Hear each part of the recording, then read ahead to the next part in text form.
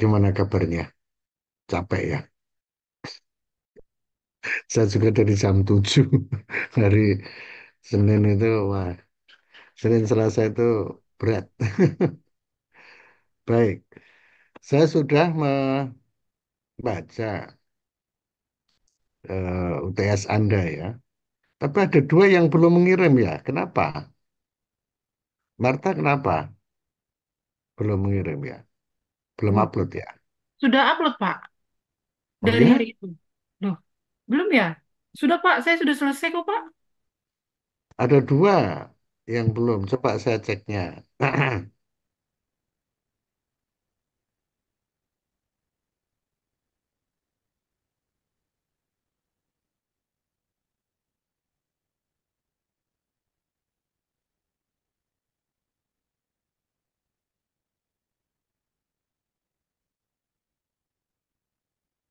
Ya, Agatha ya. Agatha belum mengumpulkan kenapa? Selamat sore Pak Wid, mengumpulkan proposal ya Pak? Iya, Sudah ya Pak, untuk UTS itu. sudah di link yang dikirimkan oleh Pak Dimas Pak. Ini di LMS tidak ada loh. Coba saya perlihatkan ya. Saya Baik Pak, perlihatkan. coba saya cek juga Pak.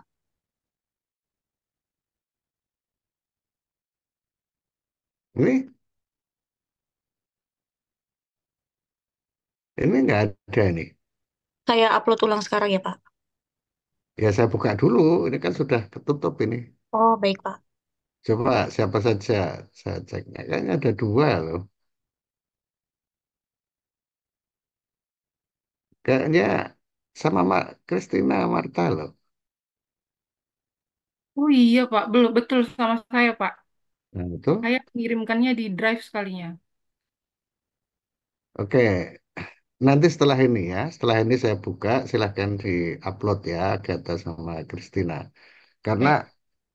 kalau tidak masuk di LMS nanti ya otomatis nanti itu kan nilai tugas, nilai UTS dan nanti UAS itu akan terekap oleh sistem ya. Jadi nanti kamu dirugikan karena pembaginya itu termasuk UTS itu nilainya berapa itu juga untuk membagi. Jadi kalau kamu nggak ada skor di situ, habis nanti nilai kamu ya. Nanti setelah ini saya buka, segera kamu upload ya apa adanya nggak apa-apa. Ya, jadi maksud saya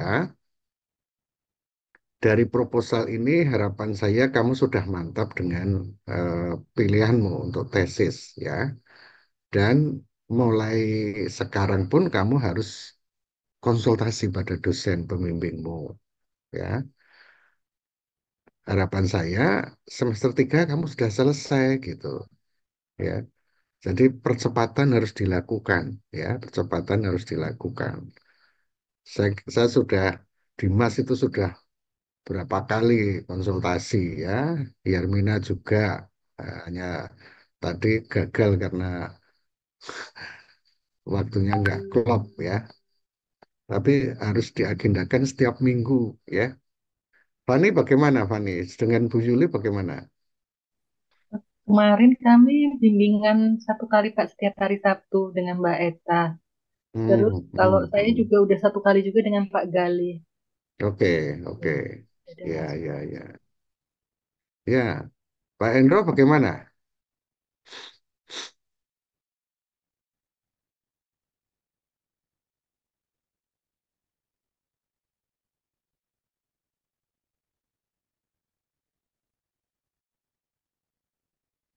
Ya, jadwalkan dengan Zoom ya. Jadi minta izin pada Bu Novita apakah bisa dengan Zoom dan kapan gitu ya. Jangan saya berharap Anda jangan membuang-buang waktu ya. Saya mengatakan itu berdasarkan pengalaman dari kakak angkatan Anda ya. Ketika di awal tidak saya apa kontrol ya, tahu-tahu semester 4 tuh nggak selesai. Lalu saya terpaksa harus meminta izin ke WR1 untuk penambahan waktu. Nah, itu kan dari segi biaya, Pak, kamu kan lalu tambah ya dari segi waktu, dari ya kasihan gitu ya. Maka ini mumpung mumpung masih awal, genjot sejak sekarang ya. Jadi semua mata kuliah yang ada yang keluar di tempat kita, cari relevansinya untuk memperbaiki, melengkapi proposal tesis kamu gitu. Ya, jadi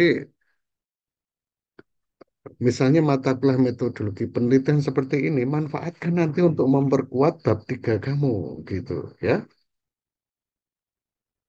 Betul. Juga harapan saya nanti kamu semua itu semester 3 sudah tesis sudah selesai gitu ya. Nanti tinggal menunggu mata kuliah beberapa, bisa ujian gitu. Itu maksud saya ya. Makanya eh, waktu berapa? 3 bulan pertama ini sekaligus memantapkan pilihan topik tesis ya. Jadi mudah-mudahan yang kamu tuliskan itu memang yang ingin kamu teliti. Jangan jangan setelah mata kuliah ini selesai kamu ganti topik lagi. Wah, itu menurut saya membuang-buang waktu gitu ya. Karena nanti ada mata kuliah seminar. Mata kuliah seminar itu proposal ini yang kamu ajukan gitu. Dengan demikian nanti setiap proses itu selalu ada masukan-masukan dari para dosen dan juga dari teman-teman sehingga menyempurnakan proposalmu gitu ya. Jadi saya berharap Fani, Marta, Avila, Agatha, Dimas, Pendo, Hermina dan Melania ya, eh, manfaatkan konsultasi itu. Saya sudah menginstruksikan para dosen untuk membantu ya, untuk memfasilitasi. Ya, saya minta paling tidak bisa Zoom gitu, bisa Zoom. Memang bagi teman-teman yang di Jogja saya sarankan untuk ketemu langsung ya, untuk ketemu langsung supaya bisa berdiskusi dengan para dosen gitu. Nah, Fani, coba kamu cari waktu kalau Sabtu itu misalnya Bu Yuli berkenan bisa tatap muka, bagus ya, bagus gitu. Atau silahkan kesepakatan aja dengan para pembimbing ya. Nah ini Pak Hendro ini harus memaksimalkan. Kalau pas lagi ke Jogja misalnya ada acara apa, telepon saja, jadwalkan supaya bisa ketemu gitu Pak. Ya, supaya sekali sekali dayung 2 3 pulau terlampaui gitu. Ya, Uh, saya tidak apa nggak berharap banyak nih kalau Marta ini ya, karena dari Balikpapan ya. Kalau kebetulan aja ada tugas pas ke Jogja, nah itu harus ketemu pembimbing ya, harus ketemu pembimbing gitu, ya, gitu. Ya, silakan. Mm-mm.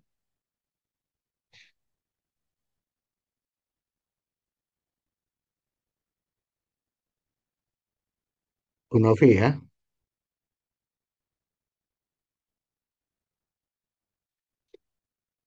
Mm-mm.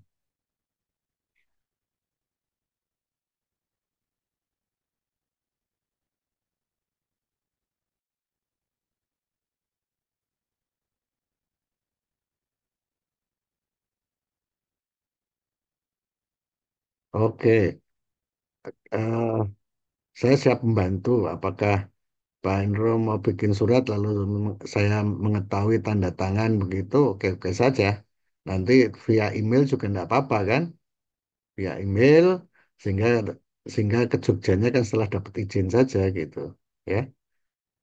Ah, Pak Hendra bisa menghubungi Mbak Ayu ya, tanya Mbak Ayu nanti bagaimana prosedurnya, apakah dibuatkan Mbak Ayu atau Bapak buat sendiri lalu Mbak Ayu nanti tinggal tanda tangan saya. Sekarang tanda tangannya pakai barcode ya di Sanata Dharma. Jadi Mbak Ayu yang pegang itu nanti. Ya. Jadi katakanlah maksimalkan ketika nanti bisa di Jogja itu ya bisa ketemu pembimbing tuntas gitu ya, karena itu untuk mempercepat gitu.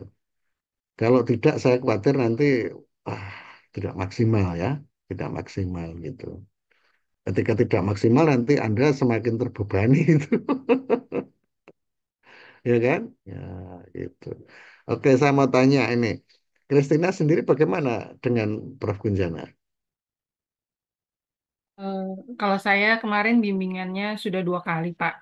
Yang pertama Mm-mm, itu untuk yang judul, kemudian kemarin beliau sudah mengkoreksi proposal tesis saya, dikomentari di mm-mm, Word. mm-mm, Jadi mm-mm, saya mm-mm. tinggal mengubah apa yang beliau komentari. Jadi, Oke. Pak. Kalau untuk Apa? Zoom belum Via sempat. Zoom atau pakai apa? WA saja Pak, melalui WA. Karena kalau Hmm. Zoom kemarin kebetulan Pak Kun masih sibuk, jadi beliau Hmm. memilih untuk mengomentari dulu. Nanti saya Hmm. revisi lagi, kemungkinan nanti saya akan konsul lagi Pak. Oke. Dan kalau kalau sementara begitu bisa jalan tidak apa-apa, tetapi tetap nanti meminta waktu untuk bisa Zoom ya. Jadi kalau bisa tatap muka walaupun maya itu masih lebih baik ya. Kalau mau Baik, Pak. tatap muka langsung luring itu lebih baik lagi gitu ya.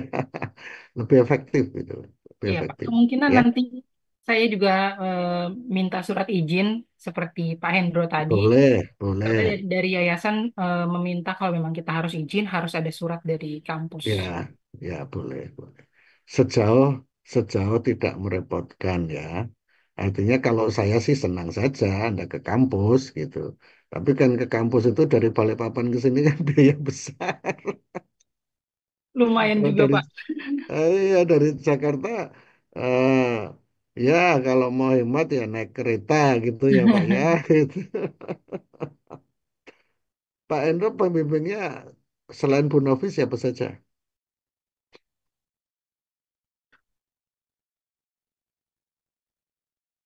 Nah, itu pokoknya sejak awal harus ya saya sarankan jangan jangan hanya pembimbing satu ya. Saya mau cerita sedikit tuh.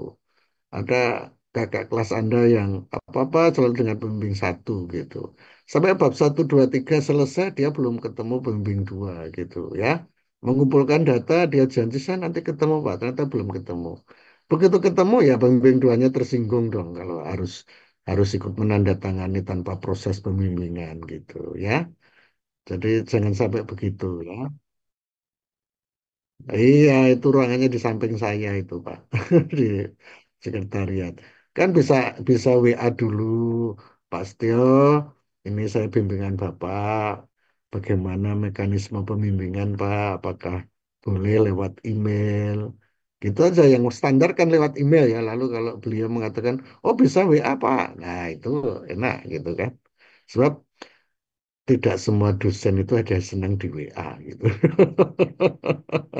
Ya kalau saya sih boleh-boleh saja ya untuk kemudahan ya. Tapi lebih baik berkomunikasi lah. Berkomunikasi sebaiknya bagaimana. Karena memang eh, kita harus mencari terobosan ketika Anda tidak berada di satu tempat dengan para dosen gitu. Jangan sampai gara-gara itu lalu menghambat untuk tesis. Kuncinya di sana kok. Kalau nanti tesis selesai itu mata kuliah itu gampang. Ya, bagi saya mata kuliah itu selain untuk memperluas wawasan kamu tentang pendidikan bahasa ya, baik di berbagai jenjang, SD, SMP, SMA, perguruan tinggi, tapi kalau bisa manfaatkan semua itu untuk proyek tugas akhirnya gitu. Ya, cari peluang di mana apa yang bisa dipetik untuk tesis Anda gitu. Ya, gitu. Oke, jadi saya kira semua sudah. Oh ya, Meliani Rizky bagaimana ini? Belum ngomong ini. Silakan. Selamat sore Pak, maaf Pak, saya untuk bimbingan karena 2 minggu ini setelah pulang Jogja dari field trip itu, terus minggu ininya banyak sekali full kegiatan di sekolah Pak. Jadi apalagi ini mau ada mini cup kan Pak untuk PPDB semacam open house. Jadi saya fokusnya di bagian itu terus. Ketika sampai udah malam saya nggak enak Pak buat chat chat guru ditambah jam mengajar Iya, yang sangat full sekali Pak. Saya bingung boleh. bagi waktunya. Saya mau bertanya, waktu Anda penuh ya dari Senin sampai Jumat. Iya Pak, dari Senin sampai Jumat itu saya full banget mengajar. Dari Terus jam kalaupun 7, ada, dari jam 7 sampai jam 3 penuh? iya Pak, Itu full banget Pak, saya full ngajar, saya hampir 33 JP Pak. Terus kalaupun ada Oke, waktu senggangnya, itu saya pakai buat ngurus kegiatan atau acara yang berkaitan dengan sekolah, karena ini lagi masa PPDB, oke, ditambah oke. saya ngurus minikap itu Pak. Pembimbingnya siapa? Pembimbingnya Pak Setio, Pak Setio sama siapa? Pak Pius. Ah, WA dulu. Kalau WA kan bisa atau di sela-sela istirahat bisa kan? Bisa Pak. Itu saya udah buat Nah, kan Pak Karanga, buat ini, buat chat-chat, buat ngechat bapaknya gitu ya. kan. Nah, Jadi, sudah saya buka tuh mau ngechat, tiba-tiba saya lupa karena kebanyakan tugas itu Pak. Ini aja baru pulang Pak. ya, saya bisa memahami ya. Saya juga Nah, pernah mengalami ya. Pak. Ingat loh ya, saya pernah mengalami loh waktu S2 S3. Iya Pak. Hari momennya Tapi itu Pak. memang Tapi saya memang semua, dalam minggu ini emang mau ngechat Pak. itu makanya tugas saya kan untuk mengingatkan ya. Jangan sampai nanti Iya Anda kehabisan Pak. waktu ya. Iya Saya Pak. itu eh, kasihan juga dengan kakak kelasmu yang kehabisan waktu ya. Begitu kehabisan waktu nangis-nangis datang ke Jogja nemui saya. Saya hanya bisa mengajukan permohonan ke WR1. WR1 nanti mengajukan ke Dikti karena apa? Karena eh, nama Anda itu terdata di sana di Iya Pak. PDPT Dikti gitu ya. Itu. Makanya saya tidak bosan-bosannya mengingatkan. Betul, kayaknya waktu itu 24 jam itu kurang ya. Tapi bikin schedule ya, bikin jadwal ya. Ya sama saja. Ini tadi saya dari pagi ini belum mandi juga ini. Dari jam 7 sampai jam segini ini. Tapi ya itu kita harus harus membuat schedule ya, harus ada juga eh, prioritas ya. Katakanlah hari luangnya, agak luangnya kapan ya kesempatan untuk mau WA dosen, minta izin apakah bisa kirim email ya. Yang paling aman kan kirim email ya.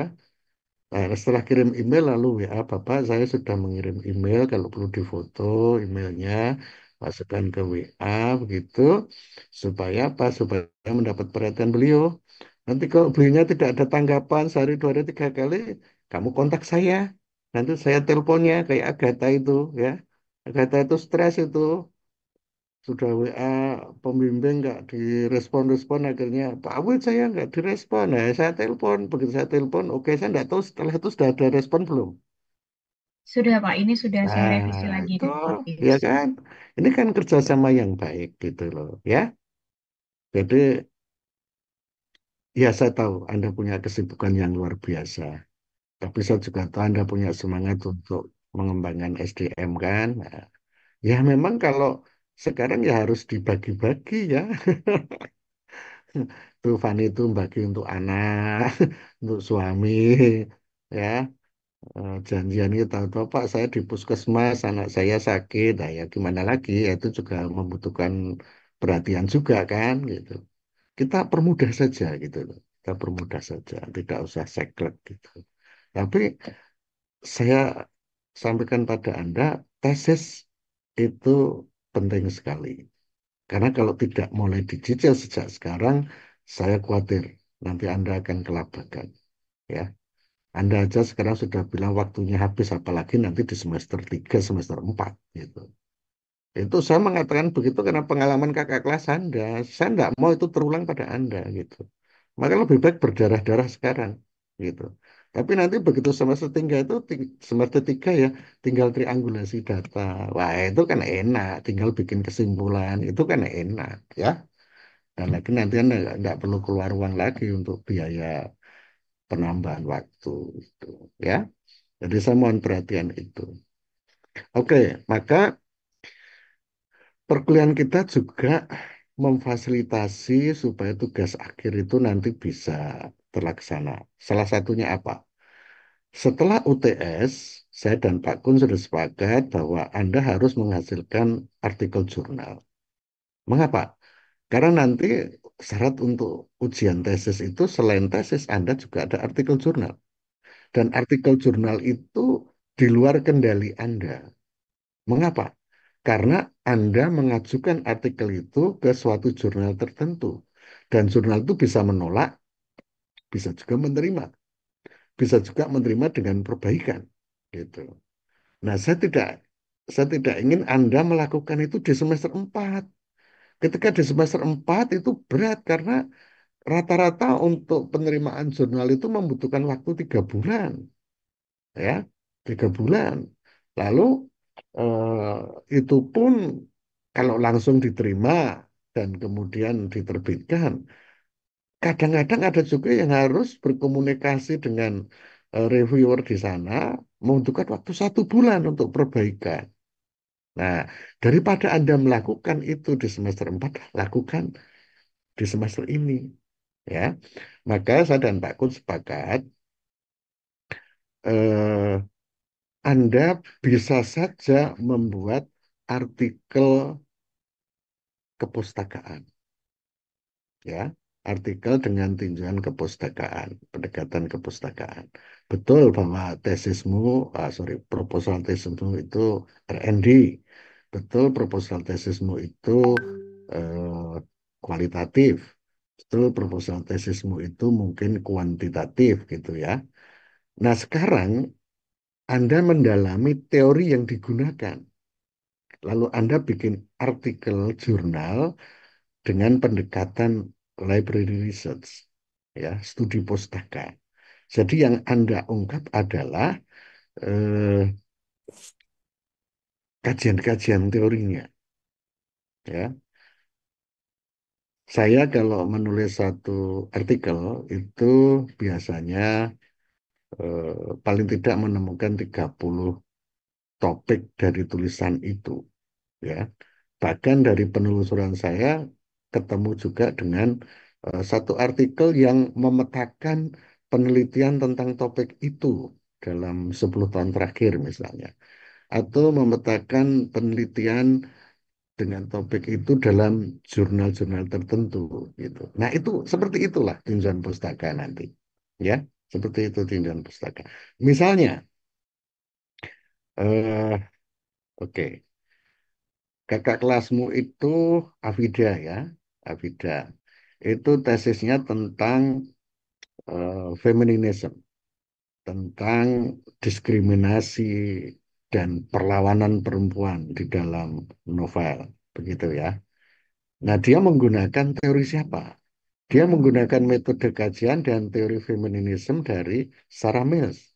Nah, untuk itu dia harus membuat artikel studi kepustakaan tentang feminisme, menyoroti teori yang disajikan oleh Sarah Mills. Nah, itu kan dituliskan di bab 2, ya. Dan lalu diolah sedemikian rupa, dikaji lebih lanjut menjadi artikel jurnal tinjauan pustaka khusus eh, kajian tentang feminisme gitu. Karena apa? Karena memang data kamu belum terkumpul, ya kan? Karena data kamu belum terkumpul, maka kamu belum bisa membuat artikel jurnal seperti tesis yang kamu susun. Ya, misalnya seperti Dimas, ya. Dimas itu R&D dengan jenis yang digunakan ADDA, itu kan? Itu ada 2 tahapan dalam penelitian, atau mungkin nanti 3. Tahapan pertama adalah analisis kebutuhan, ya. Kalau dulu membuat artikel jurnal dari analisis kebutuhan itu masih bisa, masih masih diterima gitu ya. Tapi sekarang tampaknya, wah, bukan hanya itu. Maka bisa saja kamu kamu mengkaji teori yang kamu gunakan untuk pengembangan buku cerita itu teori siapa? Nah, itulah yang kamu kaji, kamu eksplorasi. Itu kamu buat menjadi artikel jurnal gitu. Ya. Oke, Christina, kamu menyoroti tentang apa? Tindak tutur ya, atau apa? Ya, Pak. Tindak Ya, konstruksi. tindak tutur dalam novel. Dalam film, Pak. Oh, dalam film. Ya. Oke, dalam film. Nah, tindak tutur itu kalau pragmatik itu kan juga ada kajian tentang konteks, ya. Ada konteks situasi, konteks sosial, konteks budaya. Nah, barangkali kamu bisa mengkaji itu ya dari berbagai sumber gitu. Lalu kamu terus menjadi artikel. Nah, untuk itu kamu juga cari artikel yang serupa gitu. Lalu kamu bisa mengembangkan dalam konteks film yang kamu. Walaupun sebetulnya itu baru sasaran antara. Karena sasaran akhirnya kan kamu mendapatkan data dari tuturan film itu, kemudian itu yang kamu analisa gitu. Kalau penelitian kualitatif dimungkinkan juga, istilahnya kamu membuat artikel itu dari data awal. Misalnya, kalau dari tuturan dalam film itu terkumpul ada 150 data gitu. Nah, dari kajian awal kamu mungkin baru menganalisis kurang lebih 15 data dulu lah gitu. Nah, itu sudah lalu bisa kamu buat untuk artikel jurnal juga gitu.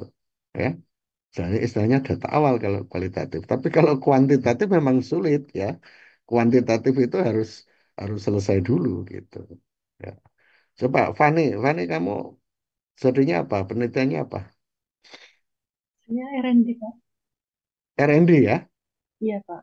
Tentang Pengembangan media buku cerita bergambar digital berbasis audiovisual dalam pembelajaran bahasa anak PAUD. oke. Nah, kamu bisa saja mengembangkan eh, artikel jurnal tinjauan kepustakaan pembelajaran bahasa Indonesia berbasis digital gitu. Ya terkait kan, tapi tinjauan pustaka dari berbagai sumber gitu, dari berbagai buku-buku baru gitu. Bisa saja gitu. Nah, toh itu nanti untuk mendukung bab 2-mu kan, ya, mendukung tinjauan pustaka gitu. Karena mau mau bikin artikel jurnal ya bisa saja dari kamu dan Dimas itu bisa saja dari apa? Risetnya dulu, analisis kebutuhannya dulu, analisis kebutuhan dilaporkan juga bisa gitu, ya. Oke, Teresa Avila tentang apa? R&D, Pak. R&D ya? Ya, Judulnya apa? pengembangan modul membaca menulis untuk meningkatkan kemampuan berpikir kritis anak usia 7 sampai 9. Oke. Nah, kamu bisa saja membuat artikel jurnal tinjauan kepustakaan tentang kemampuan berpikir kritis anak usia itu dari berbagai referensi yang ada gitu. Toh nanti itu juga untuk mendukung bab 2 kamu gitu. Itu kan? Oke, Agatha jadinya apa? Tentang pengaruh penggunaan media dalam pembelajaran BIPA level A1, Pak. Pengaruh ya? Ya, Berarti kuantitatif. kuantitatif eksperimen. Oh, nah itu. Nah, kamu bisa juga membuat artikel tentang mendata penelitian-penelitian serupa yang terdahulu, kemudian kamu laporkan dalam tinjauan kepustakaan gitu. Itu nanti juga membantu untuk bab 2 kamu gitu. Ya, Baik, Pak. Yarmina gimana? Apakah suara saya terdengar, Pak? Ya, ya, ya. Eh, untuk tesis saya itu judulnya pengembangan buku cerita pop-up interaktif untuk meningkatkan motivasi keterampilan membaca dan menulis siswa kelas 1 SD, Pak. Oke, kamu bisa saja menulis kajian tentang perkembangan terakhir, kajian tentang buku cerita interaktif itu seperti apa misalnya dari berbagai sumber. Ya, nah itu bisa saja nanti menjadi artikel jurnal gitu. Ya. Jadi kamu tidak harus melaporkan semuanya karena belum selesai kan. Jadi yang mungkin bisa dilakukan dulu. Nanti kalau ini jadi, nanti saya koreksi dan Pak Kun koreksi, kemudian bagus dan bisa kamu kirimkan ke jurnal, entah Sintatika boleh gitu dan nanti dimuat ya sudah itu nanti untuk apa tugas akhir. Jadi ketika mendaftar kan kamu harus tesis lalu artikel jurnal toh. Nah, artikel jurnalmu sudah selesai di semester awal kan nanti bisa digunakan untuk prasyarat gitu. Nggak perlu buat lagi gitu ya. Kalau mau buat lagi ya boleh, tapi jangan sampai itu mengganggu membuat lama penyelesaian studimu gitu. Nah, itu contoh dosen-dosen Sanata Dharma yang studi di luar negeri maupun di beberapa perguruan tinggi negeri di Indonesia. Itu sudah pulang beberapa tahun tetapi kok ijazahnya belum keluar. Ternyata apa? Ternyata jurnalnya belum dimuat. Padahal syarat untuk mendapatkan ijazah itu artikel jurnal Scopus itu juga harus sudah dimuat. Oke, sebentar saya membuka pintu rumah dulu sebentar ya. Saya tutup dulu.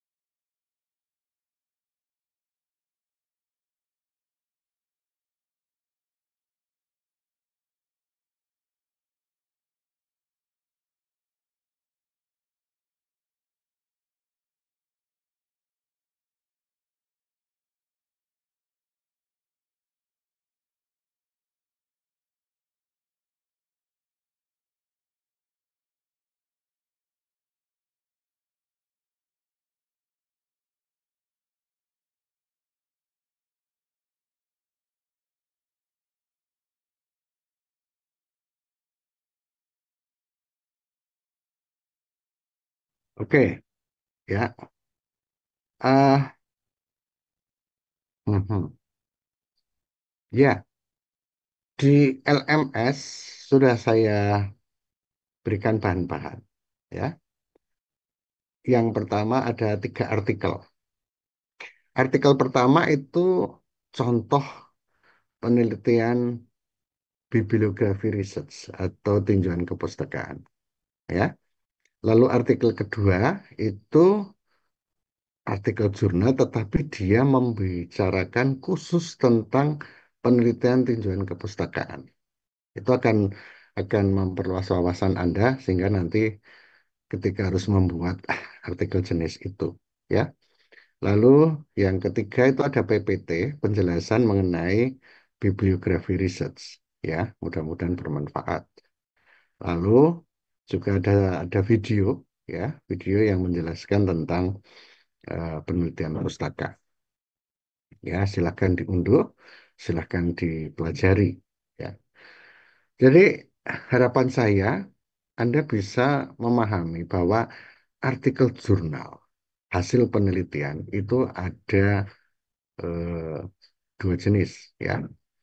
Ada yang jenis yang pertama adalah jenis berdasarkan penelitian seperti tadi eh, siapa Agatha, ya, itu eksperimen misalnya.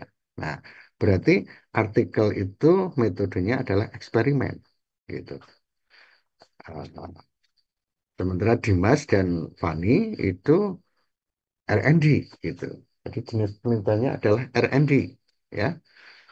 Kemudian Christina Marta itu kualitatif research, ya. Artikel jurnal kualitatif research, gitu. Avila tadi R&D juga ya. Iya, Avila Pak.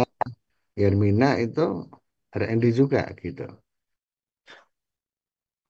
Meliania Rizky, tempat kamu apa? Halo Pak, saya juga sama Pak R&D Pak, pengembangan teks multimodal yang kayak kata Oke, Bapak oke. saran itu. Oh ya, itu menarik itu teks multimodal. Jadi kamu bisa saja nanti buat artikel tinjauan kepustakaan tentang teks-teks multimodalitas, gitu. Ya, itu masih baru, ya, itu masih baru. Wah, saya punya bahan banyak, kalau mau minta saya nanti tak kirim itu, ya. Boleh Pak, kemarin saya cari jurnalnya banyak Ya, yang ini. Makanya saya bingung kan Pak, teks ya, multimodalnya itu. gitu ya. Ya, Oke nanti Pak. minta. Oh ya, saya nanti Baik tak Pak, kirim. terima kasih Pak. Nah, Pak Enro itu kan kalau lihat judulnya itu kualitatif research, ya, berarti artikel penelitian nanti berdasarkan metode kualitatif, gitu, ya. Nah, untuk tugas tugas yang harus Anda selesaikan 3 bulan ini beranjak dari teori yang Anda gunakan atau satu aspek dari topik yang Anda kembangkan itu, silahkan pendekatannya adalah library research, ya, tinjauan kepustakaan. Dan tinjauan kepustakaan itu nanti berguna untuk menguatkan bab 2, ya, landasan teori, gitu, ya. Nah, itulah proyek akhir yang harus Anda kerjakan selama 3 bulan. Syukur nanti kalau 2 bulan sudah selesai, lalu kamu cari artikel jurnal. Saya kira Pak Kun sudah memberikan alamat-alamat artikel jurnal toh. Nah, yang banyak kan. Nah, nanti pilih salah satu, ya, pilih salah satu, nanti kirimkan. Syukur di di bulan apa? Bulan Desember gitu, sehingga nanti pada waktu bulan Januari Februari itu kan waktu penentuan nilai, ya, nilai akhir itu kamu sudah bisa mengirimkan ke saya, Pak, ini sudah submit, ya, dan sudah ada respon dari reviewer di sana gitu, atau bahkan sudah ada email keterangan akan dimuat bulan ini. Ah, itu kalau mau nilai A ya begitu, ya, A penuh gitu. Kalau ada A plus saya kasih A plus gitu. Nah itu, ya. Nah itu, jadi manfaatkan 3 bulan ini untuk menghasilkan itu, ya. Baca 3 artikel yang saya berikan, lalu lihat videonya, ya. Nah, nanti kamu bisa pertemuan-pertemuan berikutnya, nanti kamu bisa konsultasi, sifatnya konsultatif, ya. Pak, saya punya rancangan begini, saya presentasikan, silahkan, gitu. Pak, ini ada buku ini. Kalau nanti saya tahu, wah itu buku lama, nanti cari yang baru nih, tak kasih. Demikian juga yang si siapa? Christina Marta itu kamu bisa minta sama Pak Kun itu, karena Pak Kun spesialis pragmatik kan. Buku-buku Pak Kun kan banyak itu. Artikel Pak Kun banyak gitu. Saya bisa bantu yang lain-lainnya. Kalau pragmatik saya tidak mau bantu. Nggak, apa, nambah beban saya itu. Kalau yang lain saya bisa bisa bantu gitu, ya. Gitu. Nah, itu tujuannya. Apakah bisa dipahami? Dan nanti di hari Jumat dengan Pak Kun nanti juga akan dipertajam lagi tentang tentang artikel itu, ya. Oke. Nah, satu hal yang saya ingatkan, yang pertama adalah bahasa yang kamu gunakan untuk artikel jurnal adalah bahasa ilmiah, bahasa akademik, ya. Bahasa ilmiah, bahasa akademik itu berbeda dengan bahasa ragam yang lain, ya. Jadi ini persoalan ragam bahasa, ya. Kamu tidak bisa menulis artikel itu dengan ragam populer seperti surat kabar, ya. Nah, bahasa ragam populer itu pilihan kata dan struktur kalimatnya nanti sedikit berbeda dengan bahasa akademik. Bahasa akademik itu memang kelihatan kaku begitu, ya. Tapi memang itu diperlukan karena supaya tidak ada penafsiran yang lain, ya, dari proposisi gagasan yang kamu sampaikan gitu. Itulah tuntutan wajib dari bahasa ragam akademik, ya. Jadi mungkin bahasanya kelihatan kaku, kelihatan formal sekali. Memang begitu, ya. Dibandingkan dengan bahasa surat kabar, bahasa majalah, apalagi bahasa media sosial, gitu. Loh, Pak, media sosial kan objek kajian. Boleh kamu meneliti bahasa media sosial, tetapi ketika itu kamu sajikan dalam artikel, bahasa pengantarnya ya tetap bahasa akademik, bahasa yang formal, gitu, ya. Oke, itu yang pertama. Yang kedua, ikuti template dari eh, jurnal yang akan Anda tuju, ya. Jadi makanya nanti Anda mulai membuka-buka alamat-alamat atau link yang diberikan Pak Kun itu. Kamu lihat karakter dari jurnal itu, ya. Misalnya kalau RND itu paling banyak disajikan di jurnal apa, ya. Nah, itu yang lebih kamu pilih, ya. Kalau artikel sastra paling banyak di jurnal apa, ya? Ya, cari cari jurnal sastra misalnya. Atau kalau pragmatik itu di jurnal apa, ya? Cari cari yang memang jurnal pragmatik gitu. Pak ini kalau untuk teman-teman yang dari PGSD ini lebih beruntung, ini bisa masuk kemana-mana. Ada juga jurnal khusus pendidikan dasar. Nah, masuk saja ke sana bisa, ya. Tapi juga bisa masuk di tempat lain, gitu, ya. Nah, jadi silahkan mulai meneliti link-link itu, kemudian ambil template-nya. Jadi Anda membuat artikel itu dengan template dari jurnal yang dituju, ya. Oke. Lalu yang ketiga, rahasia supaya nanti eh, artikelmu itu diterima di jurnal tertentu. Maka kamu browsing artikel-artikel terdahulu di jurnal itu yang kebetulan topiknya sama.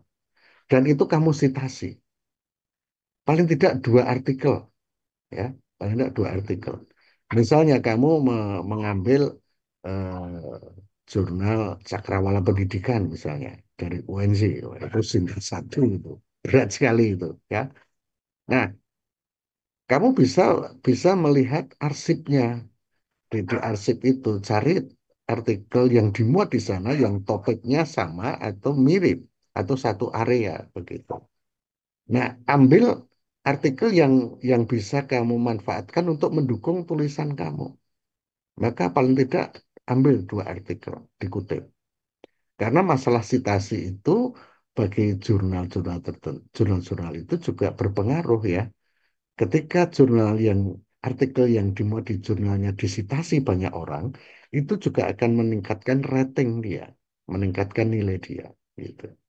Dan biasanya walaupun ini tidak tertulis, tetapi kalau kamu mengincar masuk di jurnal X, ya kamu harus mensitasi 2 artikel di sana untuk artikel yang kamu kirimkan itu, gitu, ya. Maka menjadi penting menentukan jurnal sejak awal supaya kamu juga bisa mendapatkan artikel-artikel yang relevan dari jurnal itu untuk kamu manfaatkan dalam artikel kamu, gitu. Yang keempat, saya sudah membaca proposal kamu, ya. Jadi masalah logika penalaran dan ejaan itu masih perlu ditingkatkan, ya. Jadi kamu harus eh, harus belajar terus, ya. Harus belajar terus, bahasa akademik itu tuntutannya tinggi, ya. Supaya kalimat-kalimat yang kamu susun, paragraf yang kamu susun itu menjadi paragraf kalimat yang efektif, ya. Nah, untuk itu salah satu kelemahan-kelemahan yang saya temukan, kadang kamu itu membuat kalimat itu dimulai dengan kata sedangkan. Sedangkan gini di kata pertama. Nah, kamu harus tahu ketika kamu menggunakan konstruksi itu berarti kalimatnya tak bersubjek, ya. Karena sedangkan itu sebetulnya keterangan itu, ya. Dan keterangan itu biasanya muncul mengikuti objek di belakang, gitu. Kemudian banyak juga yang mensitasi eh, misalnya menurut Sugiono 2022 menyatakan. Nah, itu juga sudah apa? Kalimat yang keliru, ya. Subjeknya tidak ada. Jadi kata depan menurut itu membuat konstruksi kalimatmu menjadi jelek, gitu. Harusnya Sugiono 2002 menyatakan, tapi ketika ditambah menurut Sugiono itu menjadi keliru, ya. Hal-hal seperti itu harusnya sudah otomatis, ya, sudah otomatis eh, kamu pahami sebagai kepekaan bahasa, gitu, ya. Jadi masih banyak contoh-contoh konstruksi-konstruksi kalimat yang harus kamu hindari, ya, yang harus kamu hindari. Ada juga kadang eh, kamu tidak, karena ingin supaya pilihan katanya itu terasa gimana, gitu. Kadang-kadang kamu menggunakan metafora, ya, menggunakan metafora, ya, yang yang padahal apa di dalam penulisan akademik itu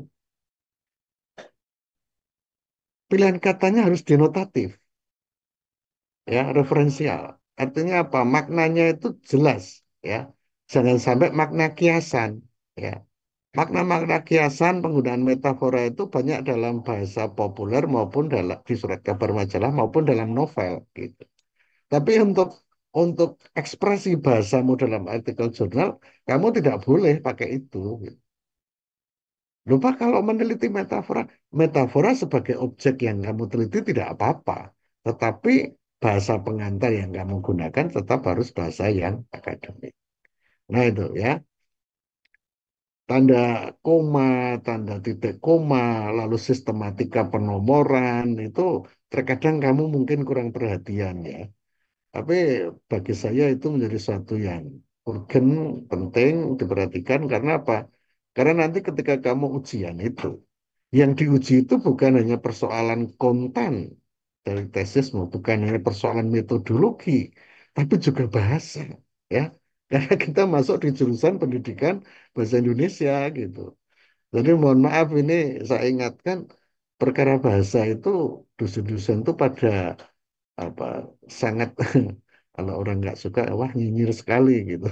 Iya, karena kita jurusan bahasa gitu, ya kita jurusan bahasa. Nah, itu mengapa saya sampaikan, karena saya masih menemukan dari kemarin tugas yang kamu kirimkan untuk UTS, ya, itu masih kelihatan itu, ya. Ya, jadi ya kita belajar terus-menerus mengenai kemahiran dalam menulis, ya, bukan hanya strategi menulisnya, tapi bagaimana membuat tulisan itu jelas dipahami, tapi juga tulisan itu menarik, tidak membosankan gitu. Nah, salah satu syaratnya adalah jangan melanggar aturan ejaan, ya. Jangan melanggar aturan struktur kalimat, ya, dan seterusnya. Nah, ini saya sampaikan karena dari 6 yang sudah saya baca, jadi saya belum baca milik eh, Christina dan Agatha loh ya. Maka itu saya sampaikan, kamu harus harus berkembang terus di dalam kemahiran menulis, ya, di dalam kemahiran menulis. Gitu. Supaya apa? Supaya nanti reviewer dari jurnal itu terkesan, ya, logika penalaran berbahasanya itu juga bisa dipahami, ya, bisa diterima gitu. Ya. Siapa ya kemarin yang proposalnya mengenai ada yang menulis tadi siapa? Membaca menulis tadi ya, baca menulis kritis atau apa? Milik siapa? Nah itu, Berpikir kritis, Kak, Pak. ya ya makanya. Apalagi itu, apalagi kamu mengkaji itu, maka nanti tulisanmu juga akan dilihat gitu, ya. Baik. Nah, silahkan eh, Anda lihat, coba Anda yang paling gampang sekarang adalah Anda lihat videonya. Anda lihat videonya, saya beri waktu sekitar 10 menit, ya. Video tentang bibliografi research atau studi pustaka. Silahkan. Nanti setelah itu kalau ada pertanyaan kita diskusikan. Teman-teman sekalian, saya Khadijah Makarim. Topik kita kali ini adalah tentang studi pustaka. Topik ini diangkat berdasarkan permintaan dari teman-teman yang akan melakukan penelitian, yang kemudian di dalam proses penelitian itu terbentur dengan adanya pandemi COVID-19 yang menyebabkan dianjurkan oleh dosen pembimbing untuk mengambil judul ataupun penelitian yang bertemakan ataupun metode studi pustaka. Apa itu studi pustaka? Yaitu ataupun studi kepustakaan, yaitu penelitian yang dilakukan dengan mempelajari literatur, jurnal-jurnal ilmiah, proceeding misalnya. Kemudian yang tentu saja dicari yang mempunyai kaitan erat dengan masalah yang akan diteliti. Nah, kemudian apa tujuannya adalah untuk menemukan informasi yang relevan dengan tujuan penelitian dari teman-teman sekalian. Nah, mungkin ada mahasiswa yang mempunyai rasa kok nggak enak gitu melakukan penelitian dengan metode studi pustaka. Janganlah berpikir seperti itu, karena memang situasinya tidak memungkinkan untuk mengambil data primer. Kita melakukan studi pustaka dengan mengambil data sekunder. Nah, teman-teman sekalian, di dalam penelitian studi pustaka ini ada dua hal yang bisa kita tempuh. Kalau misalnya ingin mendapatkan data lalu menganalisisnya, tapi kita tidak dapat menemukan data primer karena situasi tidak memungkinkan, kita menemukan data sekunder. Dari mana? Tadi dari tinjauan pustaka dalam bentuk proceeding, jurnal, ataupun misalkan literatur ataupun hasil-hasil seminar. Data lalu menganalisisnya, tapi kita tidak dapat menemukan data primer karena situasi tidak memungkinkan, kita menemukan data sekunder. Dari mana? Tadi dari tinjauan pustaka dalam bentuk proceeding, jurnal, ataupun misalkan literatur ataupun hasil-hasil seminar. Nah, kalau misalnya judulnya tidak membutuhkan data sekunder, berarti yang dicari oleh teman-teman sekalian adalah informasi. Jadi data yang sudah dianalisis yang kemudian menjadi informasi. Nah, judul-judul yang membutuhkan informasi ini adalah misalnya judul-judul yang teman-teman yang kuliah di Fakultas Studi Agama Islam misalnya, atau pendidikan agama Islam, dakwah, komunikasi, dan sebagainya. Itu bisa juga misalnya sejarah misalnya. Itu mengambil pemikiran dari salah satu tokoh misalnya. Itu bisa menemukan informasi. Misalnya pemikiran Buya Hamka tentang pendidikan Islam gitu.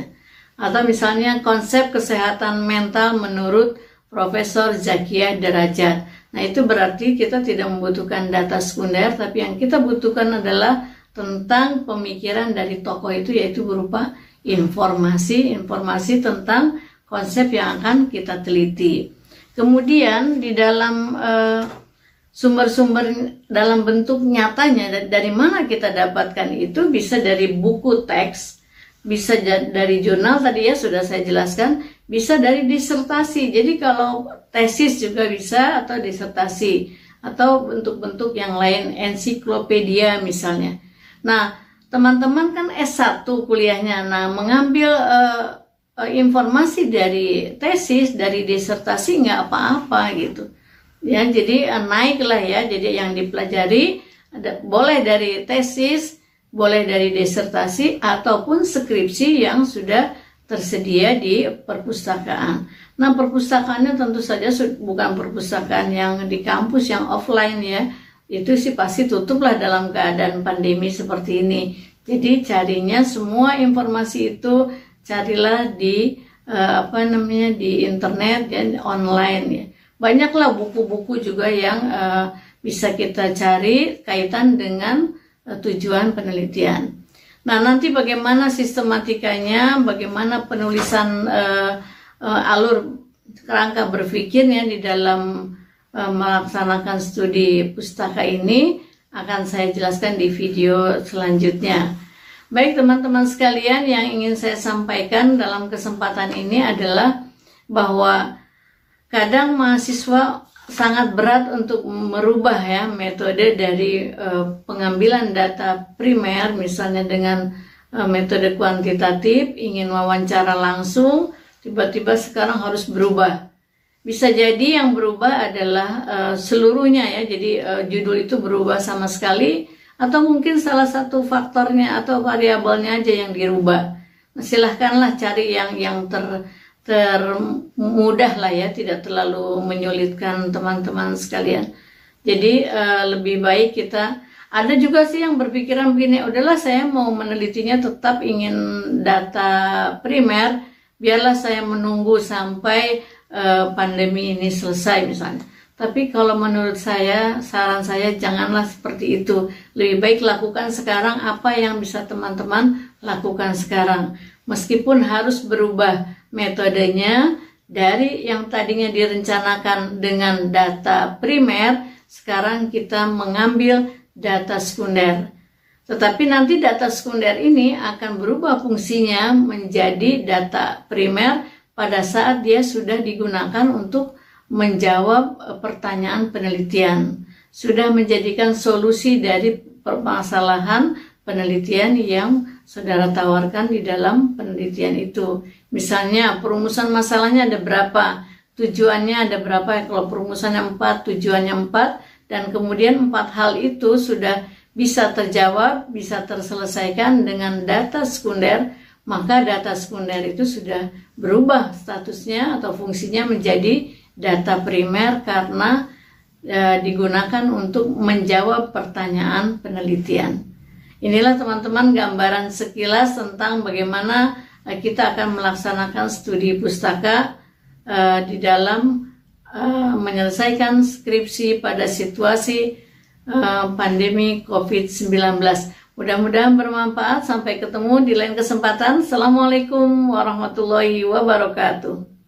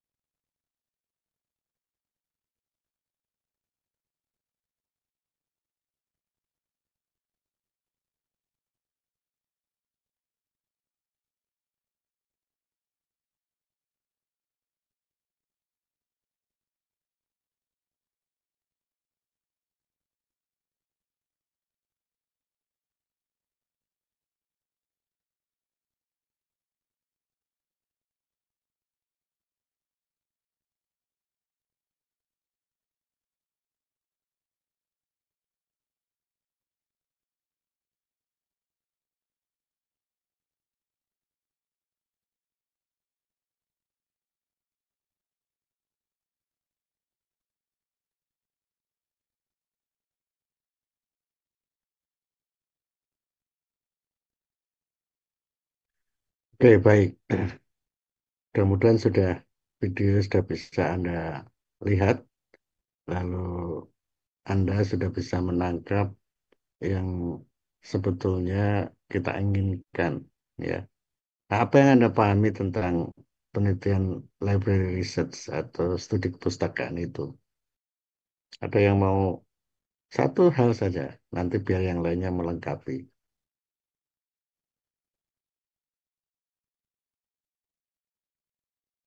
Apa yang Anda tangkap tentang studi pustaka itu? Eh, Halo Pak Wid, apakah Ya, terdengar Pak?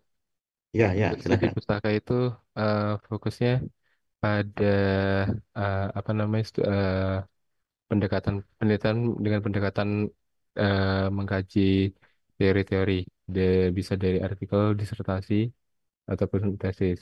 Itu biasanya digunakan sebagai untuk mencari data sekunder dalam penelitian. Ya, itu salah satunya. Yang lainnya, apa yang Anda Baik, tangkap? Ya, dari pustaka yang dari video tadi, mungkin yang saya tangkap adalah eh, kita seperti tadi Mas Dimas, cuma saya menambahkan sedikit, kita membaca dan mengumpulkan informasi-informasi yang melalui beberapa media seperti kayak artikel, terus apa namanya dari seminar atau ensiklopedia, itu untuk membantu kita lebih banyak lagi tentang informasi sesuai dengan penelitian kita. oke. Ada yang lain? Mungkin saya, Pak. Ya, Jadi yang saya tangkap tadi terkait dengan video studi pustaka itu mengatakan bahwa studi pustaka merupakan penelitian yang dilakukan dengan mempelajari kajian literatur jurnal-jurnal ilmiah yang berkaitan dengan masalah yang akan dikaji. Nah, jika tidak memungkinkan mengambil data primer, kita bisa memakai data sekunder, misalnya seperti tinjauan pustaka dari artikel, proceeding, jurnal, atau kita juga bisa mencari di ensiklopedia, skripsi maupun tesis. oke. Ada yang lain?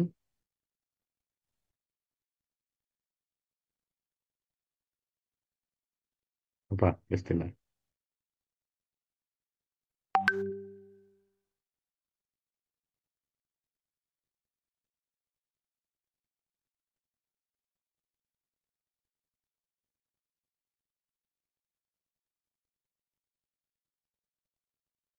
Apa? Ada tambahan?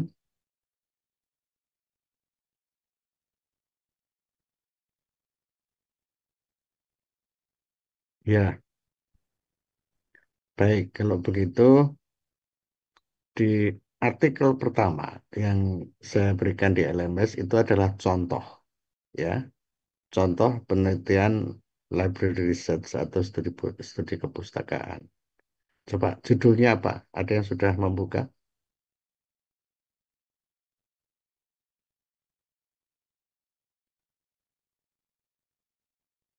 Metode penelitian kualitatif studi pustaka, Pak. Mari kita lihat ya. Mari kita lihat.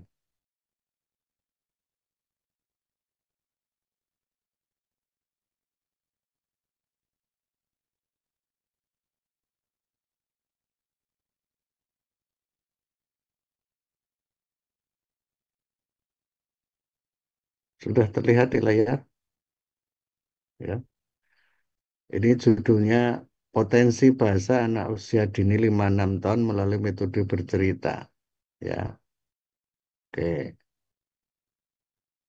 Kita lihat bagian metodenya. Adapun metode penelitian kajian pustaka atau studi kepustakaan yaitu berisi teori-teori yang relevan dengan masalah-masalah dalam penelitian yang diambil penulis. Kajian pustaka atau studi pustaka merupakan kegiatan yang diwajibkan dalam suatu penelitian, khususnya penelitian akademik yang tujuan utamanya yaitu dalam mengembangkan aspek teoritis, ya, atau aspek manfaat praktisnya. Ya. Jenis penelitian ini adalah bibliografi menurut SET 2004. Dijelaskan bahwa biografi adalah daftar informasi dalam buku-buku karya pengarang maupun ahli dalam berbagai bidang keahlian atau penerbit tertentu. Ya, ya. Jadi Kamu bisa aja masuk ke perpustakaan dan menyelesaikan itu penelitiannya. Ya, karena yang dihadapi adalah eh, pustaka-pustaka. Ya, oke. Ini contoh dari artikel yang nanti harus Anda hasilkan. Yang metodenya adalah bibliografi research atau studi kepustakaan. Oke. Pada artikel yang ketiga, nah ini PPT ini.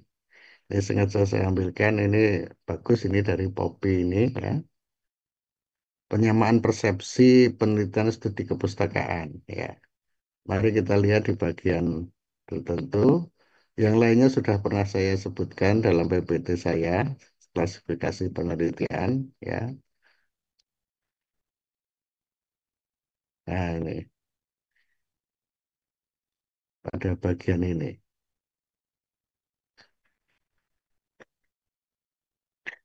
Fungsi tujuan kedudukan studi kepustakaan. Semua penelitian memerlukan studi kepustakaan. Perbedaannya terletak pada fungsi tujuan dan kedudukan studi pustaka dalam masing-masing penelitian tersebut. Dalam penelitian kepustakaan, penelusuran pustaka lebih daripada sekedar melayani fungsi-fungsi persiapan kerangka penelitian, mempertajam metodologi atau memperdalam kajian teoritis. Penelitian kepustakaan dapat sekaligus memanfaatkan sumber kepustakaan untuk sumber data penelitiannya tanpa melakukan penelitian lapangan. Ya. Nah, mengapa ini kami minta untuk Anda buat?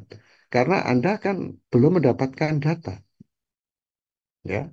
Karena belum mendapatkan data, maka yang paling bagus adalah memperkuat kajian pustakanya. Maka sekaligus buatlah penelitian kepustakaan terkait dengan topik yang kamu teliti.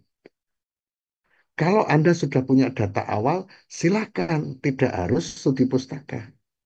Ya, misalnya kayak Marta, kebetulan kamu sudah mendapatkan 10 sampai 15 data tuturan tuturan pragmatik ya dalam film. Silakan saja itu jadikan sebagai data untuk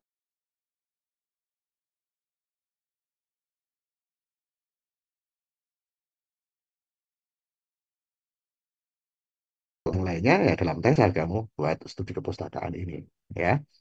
Oke, nanti artikel ini kamu dalami lebih lanjut ya dan akan sangat membantu.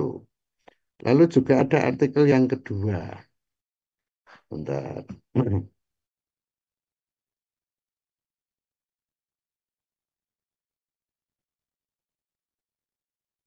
Oh, sorry.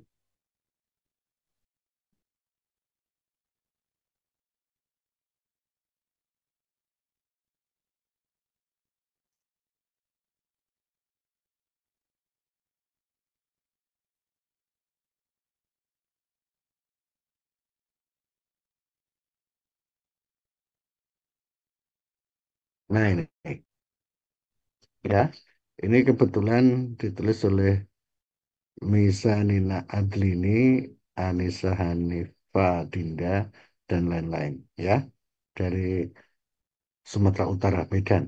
Ya, dia menulis tentang metode penelitian kualitatif studi pustaka. Ya, penelitian ini bertujuan membahas metode penelitian kualitatif studi pustaka. Metode yang digunakan adalah studi pustaka library research. Pengumpulan data dengan cara mencari sumber dan merekonstruksi dari berbagai sumber seperti buku, jurnal, dan riset-riset yang sudah ada. Hasilnya bahwa penelitian kualitatif dilakukan dengan desain penelitian yang temuan-temuannya tidak didapatkan melalui prosedur statistik atau dalam bentuk hitungan, melainkan bertujuan mengungkap fenomena secara holistik kontekstual tentang pengumpulan data dari latar setting alami dan memanfaatkan peneliti sebagai instrumen kunci. Penelitian kualitatif memiliki sifat deskriptif dan cenderung menggunakan analisis pendekatan induktif, sehingga proses dan makna berdasarkan perspektif subjek lebih ditonjolkan dalam penelitian ini. Desain penelitian kualitatif ini dapat dijadikan sebagai metode dalam penelitian, karena desainnya dijabarkan secara komprehensif yang mudah dipahami kalangan peneliti akademisi. Mari kita lihat pada bagian metode. Metode pada artikel ini menggunakan studi pustaka, library research, yaitu metode dengan pengumpulan data dengan cara memahami dan mempelajari teori-teori dari berbagai literatur yang berhubungan dengan penelitian tersebut. Nah, itu ya. Maka tadi misalnya Pak Hendro ya, Pak Hendro itu ganti ya Pak, bukan puisi ya Pak ya. Jadi apa Pak?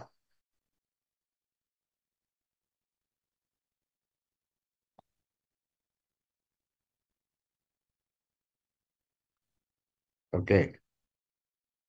Eh, Agatha tadi tentang apa Agatha?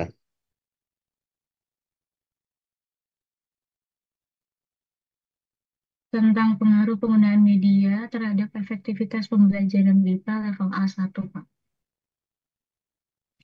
Penggunaan media Dalam terhadap efektivitas pembelajaran BIPA level A1. pembelajaran A. Kamu bisa saja me- mengembangkan topik pembelajaran BIFA level atas misalnya, gitu ya. Lalu kamu melakukan studi pustaka.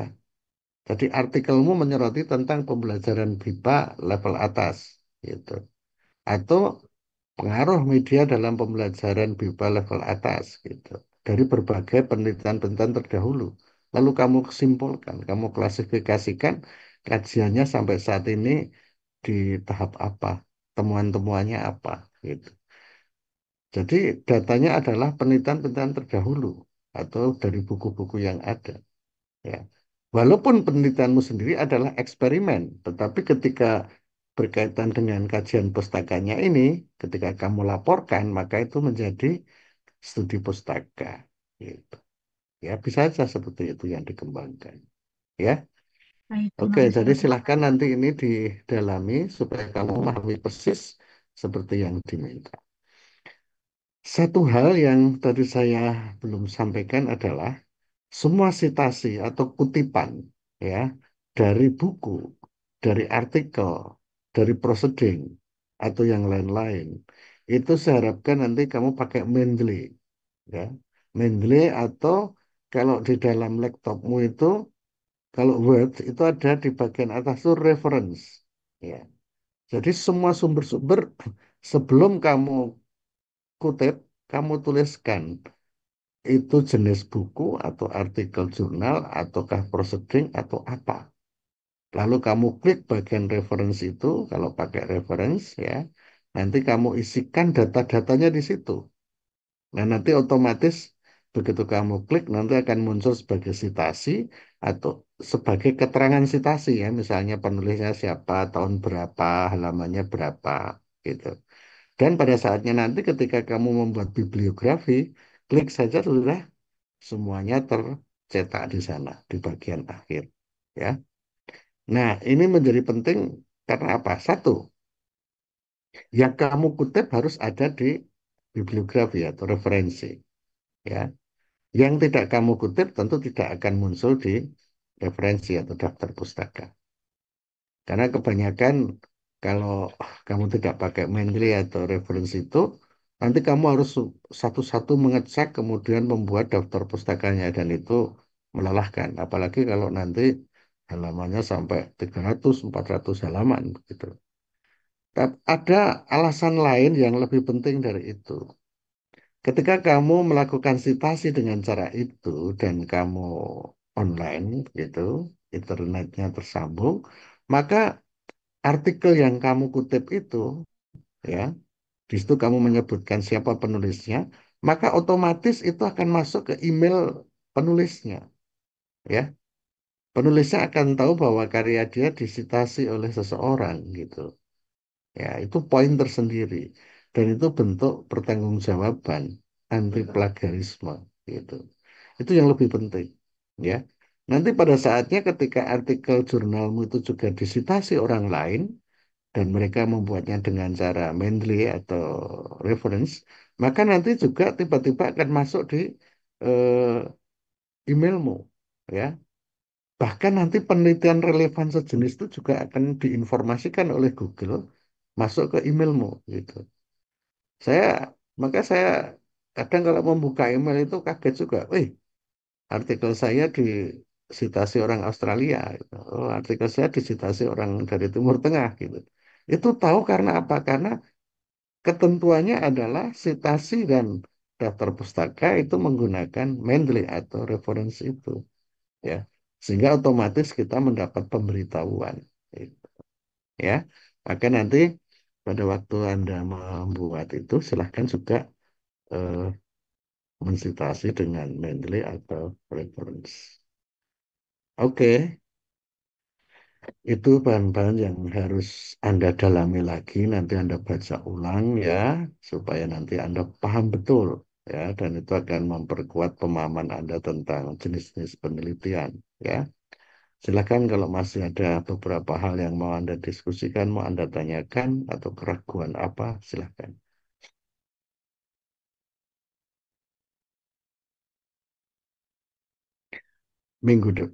PR-nya, PR-nya adalah Anda temukan teori apa yang kamu gunakan, yang mau kamu eksplorasi lebih lanjut dan mau kamu tuliskan sebagai artikel jurnal dengan studi pustaka. Ya, mungkin tidak sama persis dengan judulmu, ya, tapi tentu itu bagian dari landasan teorimu. Ya, jadi minggu depan paling tidak di jam yang sama untuk bagian saya, kamu paling tidak sudah bisa berikan judul dan semacam abstrak singkat satu paragraf gitu ya, abstrak singkat satu paragraf artikel yang mau kamu tulis dengan studi pustaka itu ya.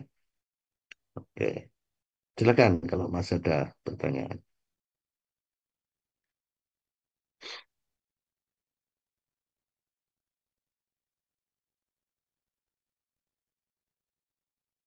Pokoknya kalau artikel itu selesai berarti bab duamu bagus ya, karena kamu melakukan eksplorasi terhadap buku maupun artikel yang sudah ada ya. Ya, kalau kamu tanya saya, Pak, berapa artikel, berapa buku yang harus kami kumpulkan, Pak, untuk ini? Ya, kalau saya minimal 30 lah, gitu. Ya. Sekarang browsing mencari buku gampang sekali. Kok. Tidak seperti dulu, kita harus ke perpustakaan, harus fotokopi, ya. Semalam saja, kalau Anda punya link-link tertentu yang bisa apa tanpa bayar itu ya. Anda memanfaatkan ini fasilitas perpustakaan Sanata Dharma untuk masuk ke jurnal dua jurnal Scopus terkemuka di dunia gratis itu. Linknya ada atau pernah saya berikan tuh dulu? Pernah belum? Pernah, saya ingat pernah kok. Anda manfaatkan itu untuk topik kamu pernah dibahas nggak di sana gitu. Atau teorinya ya, teori. Oke, apakah tugas tugas berikutnya sudah jelas ya? Itu menjadi proyek yang nanti akan Anda kerjakan selama 3 bulan ya, 3 bulan ke depan. Ini sebagai pengantarnya. Gimana, Fani? Oke, jelas? Atau ada pertanyaan? Ya, Pak, sudah. Oke, Dimas gimana? Marta, Sudah jelas, Pak. jam berapa di sana, Marta? Di sini sudah 8:30, Pak.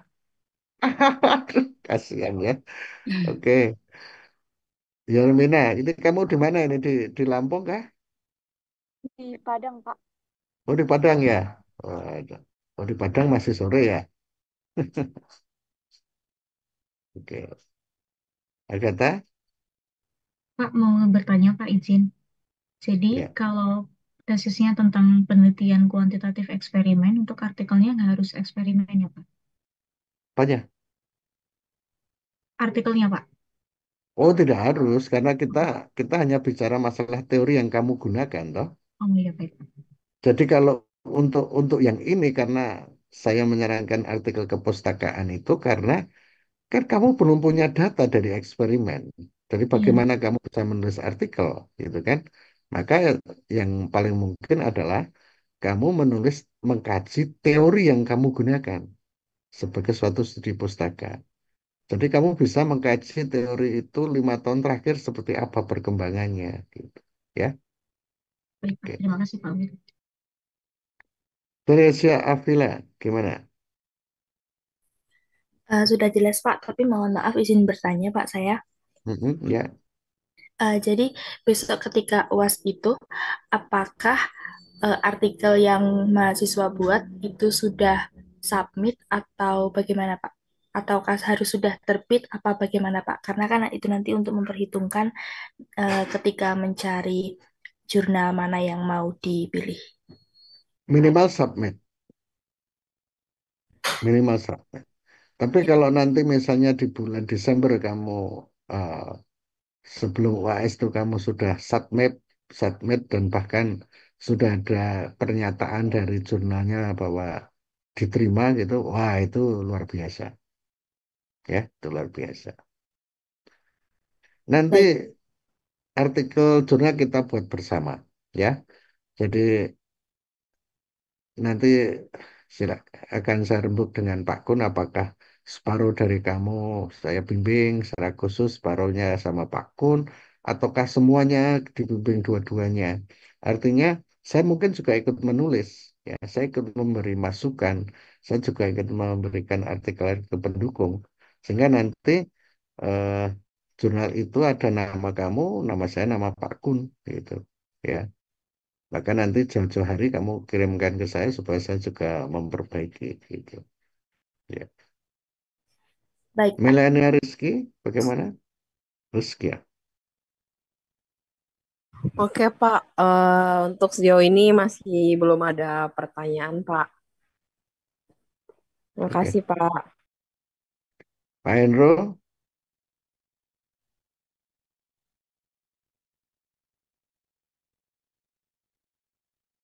oke. Iya, baik kalau begitu dari saya cukup ya.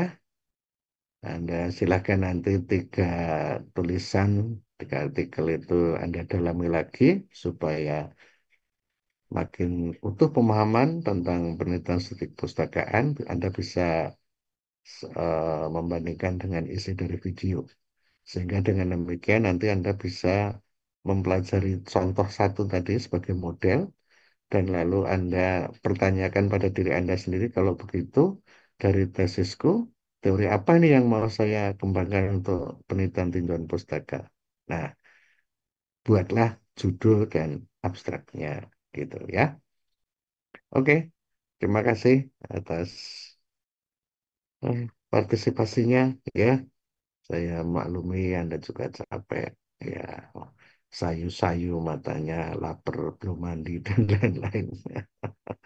Sama ya, tetap semangat ya. Ingat yang saya katakan tadi, tesis perjuangkan sejak awal ya. Jangan berjuang di tengah-tengah dan akhir, tapi awal. Di tengah-tengah nanti harapan saya sudah selesai. Oke, terima kasih. Sampai ketemu minggu depan ya. Selamat malam. Terima kasih, Pak. Terima Selamat kasih malam. Pak. Ya, Pak Terima Wid, kasih Pak, selamat malam. selamat malam ya. Pak Wid, maaf Pak.